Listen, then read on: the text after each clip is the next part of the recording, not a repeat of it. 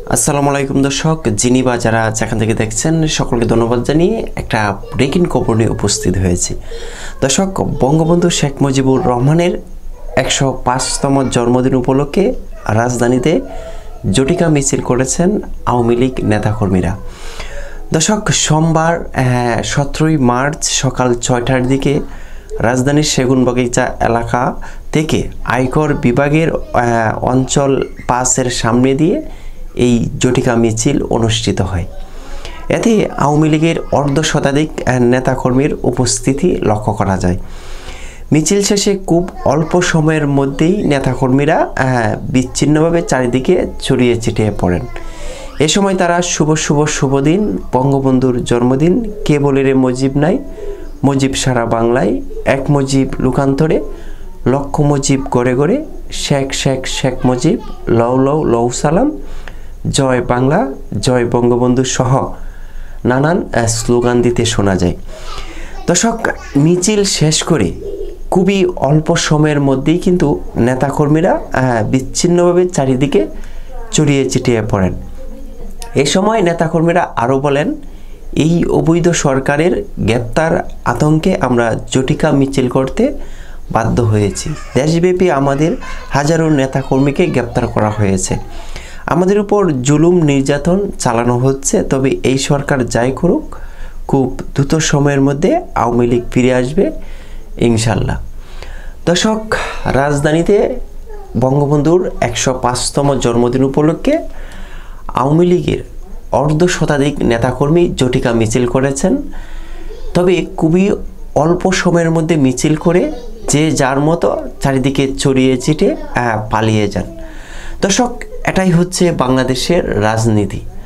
দর্শক, আমরা দেখেছি আওয়ামী লীগ যখন তাদের শাসন আমলে ছিলেন তখন বিএনপি, জামাত, চরমোনাই, খেলাফত মজলিস, অন্যান্য রাজনৈতিক দলেরা যখন মাঠে মিছিল করেছিলেন তখন কিন্তু সেমভাবে আওয়ামী লীগের আমলে তারা জটিকা মিছিল করতো। তারা পুলিশ দেখে এক একজন এক একভাবে পালিয়ে যেত। অনেক ভিডিওতে আমরা দেখেছি।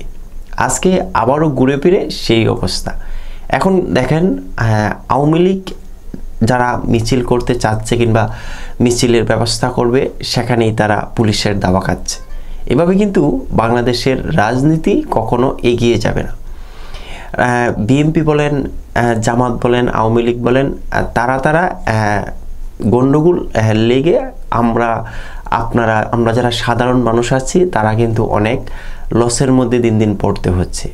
যারা রাজনীতিক ব্যক্তিত্ব রাজনীতি করে সংসার চালায়, জীবিকা সরবরাহ করে, তাদের কিন্তু কোনো সমস্যা হচ্ছে না।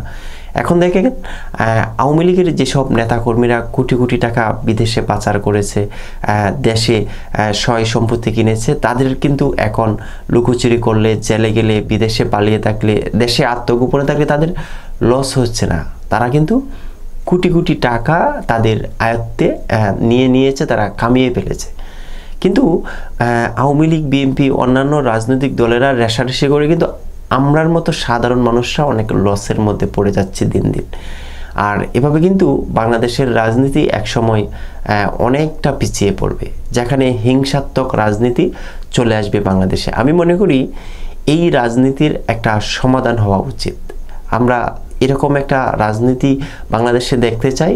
অন্য দল আরেক দলকে সম্মানভাবে দেখবে, যেই দল ক্ষমতায় থাকবে বিরোধী দলকেও তারা সম্মানভাবে দেখবে। এরকম রাজনীতি আমরা সাধারণ মানুষ চাই বাংলাদেশে আসুক। দর্শক, আজকের মতো বিদায় নিচ্ছি। দেশের অনলাইন সংবাদ মাধ্যম ইত্তেফাক তাদের শিরোনামে লিখেছে যেটুকু, আপনাদেরকে স্বল্প পরিসরে জানিয়ে দেওয়ার চেষ্টা করেছি।